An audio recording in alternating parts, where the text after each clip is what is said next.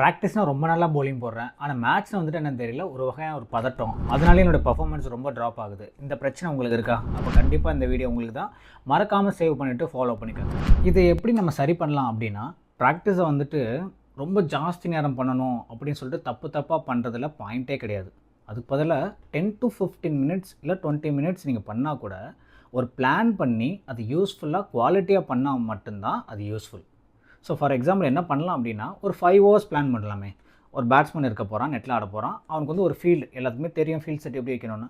அந்த ஃபீல்டு வைக்க போகிறீங்க. வச்சுட்டு நீங்கள் எவ்வளோ பால் அந்த ஃபீல்டுக்கு போயிருக்கு அப்படின்றத நீங்கள் 5 ஓவர் அதை நீங்கள் கால்குலேட் பண்ணாலே உங்களுக்கு மோர் தென் எனஃப் வந்து உங்களுக்கு ஒரு ஐடியாஸ் கிடச்சிரும். இப்போது ஃபார் எக்ஸாம்பிள் வந்துட்டு இப்போ மேட்ச்சில் யூஸ்வலாக ஒரு ஃபீல்டு வைப்பீங்க.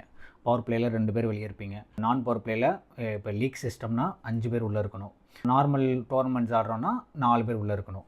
ஸோ இந்த மாதிரி ஒரு செட்டப் இருக்கிறனால ஸோ நீங்கள் ப்ராக்டிஸ் பண்ணுறது இந்த மாதிரி ஒரு ஃபீல்டு அவனுக்கு சொல்லி அதில் சேலஞ்சிங்காக ஒரு குறிப்பிட்ட ஓவர் போடும்போது அப்போ கண்டிப்பாக ஓரளவுக்கு உங்களுக்கு ஒரு ஐடியா கிடைக்கும். எந்த லைனில் போடலாம், என்ன அப்ரோச் பண்ண ட்ரை பண்ணுறான் அப்படின்றது ஒரு கிளாரிட்டி கிடைக்கும். ஃபார் எக்ஸாம்பிள் வந்துட்டு இப்போ நீங்கள் லீக் சிஸ்டம் எடுத்துட்டிங்க அப்படின்னா 5 பேர் உள்ளே இருக்கணும் நான் பவர் பிளேயில். அந்த 5 பேரில் பார்த்தீங்கன்னா ஒரு லெஃப்ட் ஹாண்ட் ஸ்பின்னராக எடுத்துனா ஸ்கொயருக்கு உள்ள வைக்கிறதா, இல்லை மிடான் உள்ள வைக்கிறதா, இல்லை வந்து ஸ்வீப்பர் உள்ள வைக்கிறதா, இல்லை மிடிகேட் உள்ள வைக்கிறதா, அந்த ஒரு ஃபீல்டு தான் வந்து பிரச்சனையாக வந்து நிற்கும்.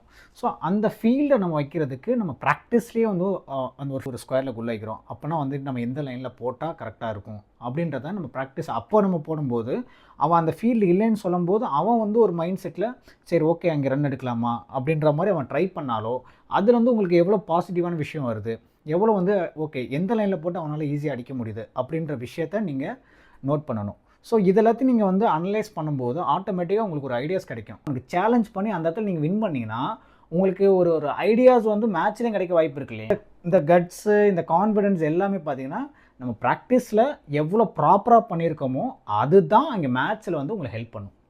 நம்ம என்ன பண்ணுறோம், ப்ராக்டிஸில் வந்து சும்மா வந்து நார்மலாக போலிங் போட்டுட்டு அவன் அடிச்சானா அது பவுண்ட்ரி என்ன ஆச்சு, நம்ம சரியாக போட்டோமா இல்லை எதுவுமே பற்றி யோசிக்காமல் ஜாலியாக போலிங் போட்டு அது 1 மணி நேரம் 2 மணி நேரமும் இழுத்தடிச்சு கடைசியில் மேட்ச்சில் வரும்போது என்ன பண்ணுறதுன்னு தெரியாமல் பிளாங்க் ஆகி நம்முடைய பர்ஃபார்மன்ஸ் ரொம்ப புவராக தெரியுது. ஸோ டேலண்டடாக இருந்தால் மட்டும் பத்தாது, பண்ணுற விஷயத்த கரெக்டாக பண்ணுறோமா அப்படின்றது ரொம்ப ரொம்ப முக்கியம். அது இது மாதிரி வந்து மேட்ச்சில் ரொம்ப ஸ்ட்ரகிள் ஆகியிருக்க உங்கள் ஃப்ரெண்ட்ஸுக்கு கண்டிப்பாக ஷேர் பண்ணுங்கள்.